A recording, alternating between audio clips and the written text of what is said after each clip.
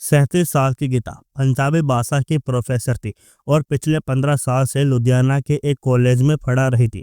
उनके पति कुलदीप रेलवे में इलेक्ट्रीशियन थे।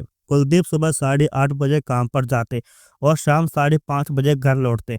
गीता 9:30 बजे कॉलेज के लिए निकलती, जबकि उनकी बेटी सुदीक्षा 10 बजे कॉलेज जाती थी।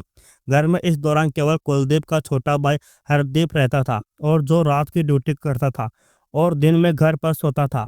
कुलदीप का परिवार 4 लोगों का था। कुलदीप, गीता, सुदीक्षा और हरदीप।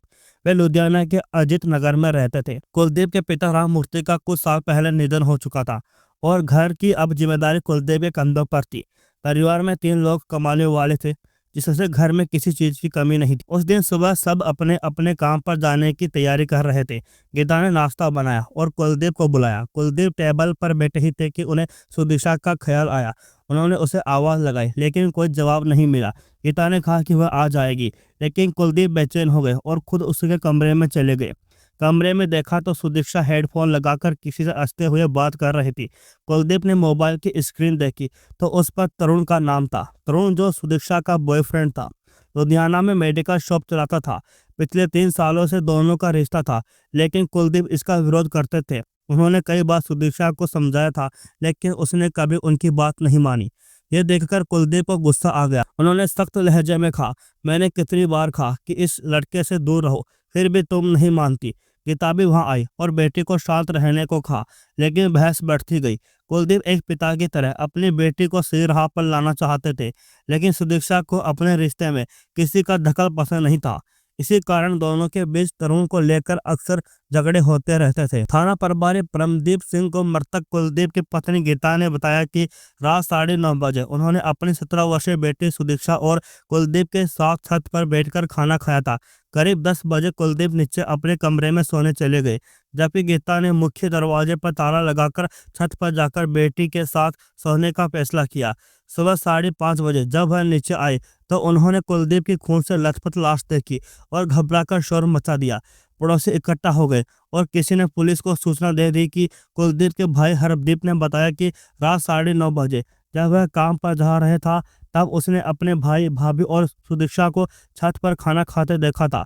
सुबह 5:30 बजे उसके दोस्त और पड़ोसी लाला ने फोन कर कुलदीप की हत्या की खबर दी। हरदीप ने बताया कि रोज रात को कुलदीप ही मुख्य दरवाजे का ताला लगाते थे, लेकिन इस बार दरवाजा खुला मिला। उसने यह भी बताया कि कुलदीप को शराब पीने की आदत थी और वह रात को सोने से पहले घर पर बैठकर शराब पिया करता था। पुलिस को घर से कुलदीप की काले रंग की स्प्लेंडर मोटरसाइकिल और 2 मोबाइल फोन गायब मिले। इन सब तथ्यों के आधार पर थाना प्रभारी ने अज्ञात हत्यारों के खिलाफ हत्या का मामला दर्ज किया और लाश को पोस्टमार्टम के लिए सिविल अस्पताल भेज दिया। इस हत्याकांड से पूरे इलाके में सनसनी फैल गई थी और लुधियाना पुलिस के लिए यह एक चुनौतीपूर्ण मामला बन गया था। पुलिस ने इस हत्या की गुत्थी सुलझाने के लिए हाई अटैक जांच तकनीकों का इस्तेमाल किया। उन्होंने घटना स्थल का करीब 1.5 से 2 घंटे तक निरीक्षण किया, लेकिन कोई ऐसा सबूत नहीं मिला जिससे यह लगे कि किसी ने जबरदस्ती घर में घुसने की कोशिश की थी। यह इशारा कर रहा था कि हत्या में कोई करीबी व्यक्ति शामिल हो सकता है। जांच के लिए पुलिस ने आसपास लगे सीसीटीवी कैमरों की फुटेज खंगाली और मृतक की पत्नी गीता, बेटी सुदीक्षा और रिश्तेदारों, दोस्तों और सहकर्मियों से पूछताछ की। पूछताछ में सामने आया कि कुलदीप और गीता के बीच अक्सर झगड़े होते थे। गीता ने बताया कि कुलदीप अनुशासन प्रिय था, लेकिन शराब पीने के बाद वह और सख्त हो जाता था, जिससे उसकी बेटी सुदीक्षा के साथ भी बहस हो जाती थी। पुलिस ने जांच में पाया कि हत्या के वक्त घर में केवल गीता और उसकी बेटी सुदीक्षा मौजूद थी। यह पुलिस के लिए एक अहम बात थी, क्योंकि घर में जबरदस्ती घुसने के कोई निशान नहीं थे। घटना के समय कुलदीप का भाई हरदीप ड्यूटी पर था और जांच में उसे निर्दोष पाया गया, लेकिन उसके एक बयान ने पुलिस का शक गीता की तरफ मोड़ दिया। गीता ने कहा कि खाना खाने के बाद उसने खुद मुख्य दरवाजे पर ताला लगाया था, जबकि हरदीप के मुताबिक यह काम रोजाना कुलदीप करता था। इस विरोधाभास ने पुलिस को गीता की भूमिका पर संदेह करने पर मजबूर कर दिया और उन्होंने जांच को और गहराई से आगे बढ़ाने का फैसला किया। कुलदीप की हत्या के बाद पुलिस ने घटना स्थल का बारीकी से निरीक्षण किया। जांच में सामने आया कि कुलदीप की आदत थी कि वह सोने से पहले 5 से 7 मिनट घर के बाहर टहलते थे। इसके बाद वह घर का मुख्य दरवाजा बंद करके चाबी कमरे में दीवार पर टंकी खुट्टी पर लटका देते थे ताकि सुबह गीता को चाबी ढूंढने में परेशानी न हो। यह एक बड़ा सवाल खड़ा हुआ, अगर घर में 2 लोग मौजूद थे तो कोई तीसरा व्यक्ति बाहर से आकर हत्या कैसे कर सकता था। यह संकेत था कि घर का कोई सदस्य बाहरी व्यक्ति के संपर्क में था या फिर हत्या की योजना में खुद शामिल था। वारदात को लूटपाट का रूप देने की कोशिश की गई थी, जो साफ इशारा कर रहा था कि मामला अंदरूनी था। इसके बाद थाना प्रभारी परमदीप सिंह ने गीता और सुदीक्षा की कॉल डिटेल्स की जांच करवाई। इसमें एक खास नंबर सामने आया जिससे सुदीक्षा की लगातार बातचीत होती थी। कुछ कॉल तो घंटों लंबी थी और कहीं देर रात की थी। सबसे चौंकाने वाली बात यह थी कि 19 जुलाई की रात जब कुलदीप की हत्या हो रही थी तब भी सुदीक्षा उसी नंबर पर लगातार बात कर रही थी। यह सवाल उठने लगा कि अगर घर में हत्या हो रही है तो छत पर मौजूद सुदीक्षा कोई खटका, शोर या हलचल महसूस क्यों नहीं हुई। इस संदेह को ध्यान में रखते हुए पुलिस ने सुदीक्षा के फोन की कॉल डिटेल्स गहराई से जांची और जब सख्ती से पूछताछ की तो पूरी साजिश का खुलासा हो गया। सुदीक्षा ने अपने प्रेमी तरुण उर्फ तेजपाल सिंह भाटी के जरिए अपने पिता की हत्या करवाई थी। तरुण को हिरासत में लेकर पूछताछ की गई तो उसने कबूल किया कि यह हत्या सुदीक्षा ने 1 लाख रुपए देकर करवाई थी। इसके बाद पुलिस ने गीता और सुदीक्षा को भी गिरफ्तार कर लिया। उसी दिन तीनों, सुदीक्षा, उसकी मां गीता और प्रेमी तरुण को अदालत में पेश किया गया और आगे के पूछताछ के लिए पुलिस रिमांड पर भेज दिया गया। तरुण और सुदीक्षा की निशानदेही पर पुलिस ने कुलदीप का मोबाइल फोन बरामद किया जिसे छत पर छिपाया गया था। साथ ही वारदात में इस्तेमाल खून से सनी चुन्नी और तौलिया भी मिल गया है। पूछताछ में पता चला कि हत्या में 4 और लोग शामिल थे। इन आरोपियों को पकड़ने के लिए थाना प्रभारी परमदीप सिंह ने एक विशेष टीम बनाई जिसमें धड़ा चौकी प्रभारी एसआई मंजीत सिंह, कांस्टेबल प्रकट सिंह, जतिंदर सिंह और जीतू कुमार शामिल थे। 25 जुलाई को इस टीम ने नाटकीय अंदाज में सागर गैंग के सरगना और कॉन्ट्रैक्ट किलर सागर उर्फ न्यूटन को 3 साथियों के साथ गिरफ्तार कर लिया। हालांकि गिरोह का 8वां सदस्य जसकरण अभी पुलिस की पकड़ से बाहर था। गिरफ्तार किए गए आरोपियों की पहचान इस प्रकार हुई थी कि सागर ब्रह्मांड प्रेमगढ़ फील्डगंज में निवासी रहता था। दीपक धानेवाल उर्फ दीपा खट्टू मोहल्ला निवासी रहता था। विशाल जैकब सीएमसी अस्पताल के पास रहने वाला था। यह सभी आरोपी 18 से 21 साल के युवा थे और अधिकतर 10वीं कक्षा तक ही पढ़े थे। ये चारों दोस्त थे और अपराध की दुनिया में सक्रिय थे। सागर, विशाल और दीपक को राजपुरा रोड से गिरफ्तार किया गया जबकि न्यूटन को ढोलेवाल चौकी से पकड़ा गया। पुलिस अब फरार आरोपी जसकरण की तलाश में जुटी थी। पुलिस पूछताछ में सभी आरोपियों ने अपना जुर्म कबूल कर लिया।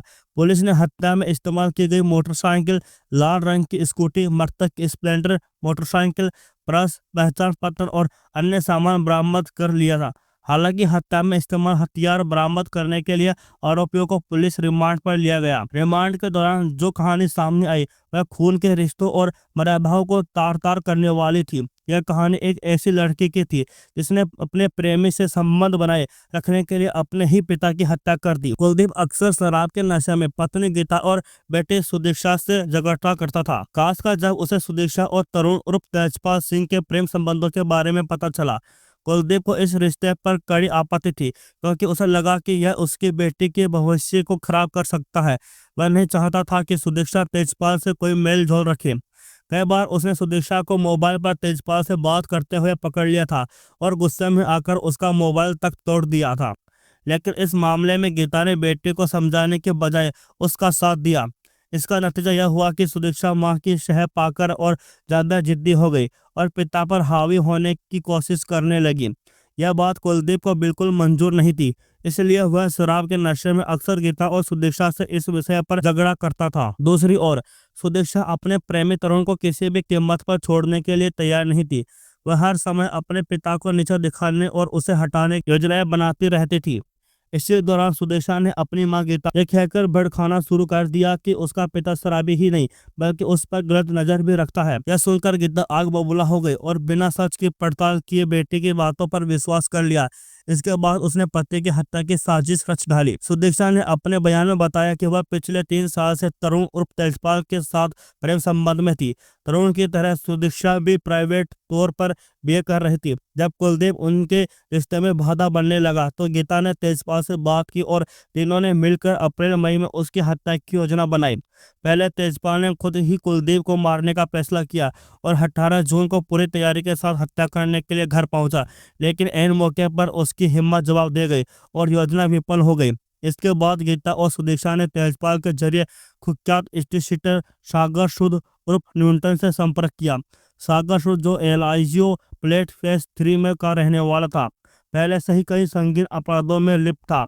उसके खिलाफ लुधियाना के सराभा नगर और थाना डिवीजन नंबर 6 में हत्या के प्रयास, मारपीट और चोरी के कई मामले दर्ज थे। कुछ समय पहले उसे हत्या के प्रयास के एक मामले में थाना सलीम ताबरी पुलिस ने गिरफ्तार किया था। सागर बीते मई में जेल से बाहर आया और जून में एक युवती से प्रेम विवाह कर चंडीगढ़ में बस गया।